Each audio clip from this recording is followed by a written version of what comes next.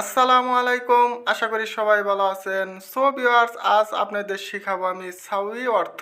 সাউই অর্থ করা বা করো। তাহলে চলুন শুরু করা যাক আজকের এই নতুন ভিডিও। কি করো এখানে? এই বাক্যটির আরবি বাক্য হচ্ছে এস সাউই হেনা। এখানে এস অর্থ কি? সাউই অর্থ করো বা করা, হেনা অর্থ এখানে। এস সাউই হেনা, কি করো এখানে? আমি এটা করি নাই। এই বাক্যটির আরবি বাক্য হচ্ছে আনা মাইসাউই হাদা। এখানে আনা অর্থ আমি, মাইসাউই অর্থ করি নাই, হাদা অর্থ এটা বা এই। আনা মাইসাউই হাদা, আমি এটা করি নাই। তুমি ঝামেলা করেছ। এই বাক্যটির আরবি বাক্য হচ্ছে ইনতা সাউই গিরগির। এখানে ইনতা অর্থ তুমি, সাউই অর্থ করছ বা করা, গিরগির অর্থ ঝামেলা বা বেশি কথা বলা। ইনতা সাউই গিরগির, তুমি কি ঝামেলা করেছ? তাড়াতাড়ি কাজ করো।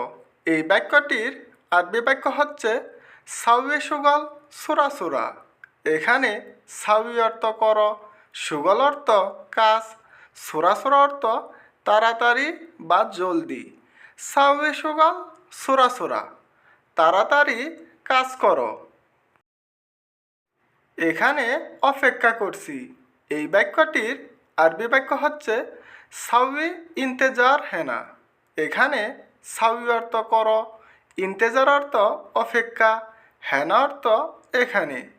সাউই ইন্তেজার হেনা, এখানে অপেক্ষা করছি। এখন আমি কি করব? এই বাক্যটির আরবি বাক্য হচ্ছে এস সাউই আনালহীন। এখানে এস অর্থ কি? সাউই অর্থ করো, আনা অর্থ আমি, আলহীন অর্থ এখন। এস সাউই আনালহীন, এখন আমি কি করব?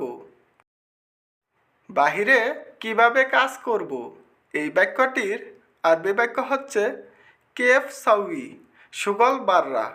এখানে কেফ অর্থ কিভাবে, সাউই অর্থ কর, সুগল অর্থ কাজ, বাররা অর্থ বাহিরে। কেফ সাউই সুগল বাররা, বাহিরে কিভাবে কাজ করব? এটা পরে করবে। এই বাক্যটির আরবি বাক্য হচ্ছে হাদা সাউই বাদেন।